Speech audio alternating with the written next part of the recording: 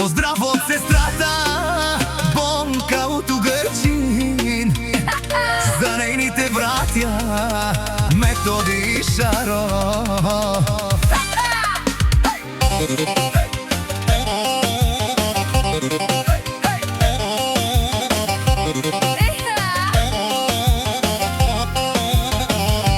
Брат Методи, дай ми пари назаем, ще ти ги върна, не се притеснявай.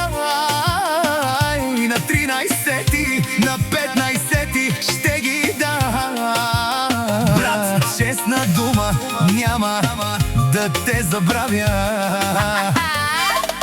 Обещания до небето летят, но парите всеки път ги няма.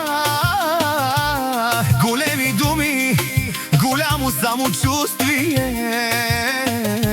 а после изчезваш без адрес. Като получиш парите, ядеш, пиеш, голям шеф, голям патрон. А когато дойде време да ги върнеш, изведнъж настъпва тишина. Брат Методи, дай ми пари назаем, ще ти ги върна, не се притеснявай. На 13-ти, на 15-ти, така всеки път ми обещаваш, а после парите ги няма, само оправдания. Брат Методи, къде са парите? Изчезна без адрес.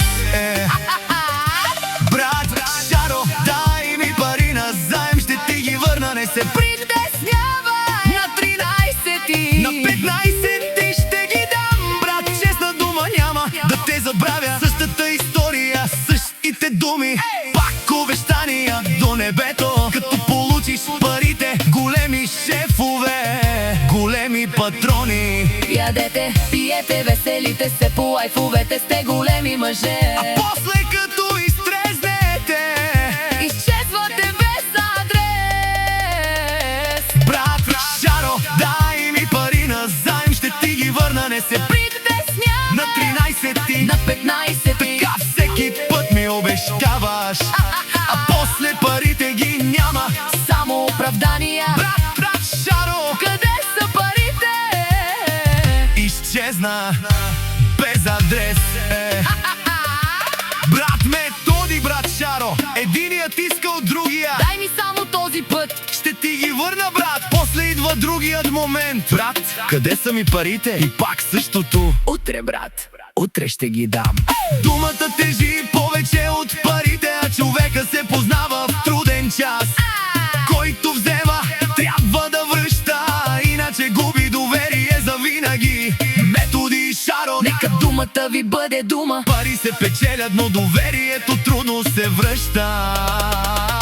Брат Методи, дай ми пари назаем. Брат Шаро, Дай ми пари назад. на 13-ти, на 15-ти Ще ги върна, брат, не се притеснявай. а после Парите ги няма, само оправдания. Големи шефове, големи патрони, а изчезвате без адрес.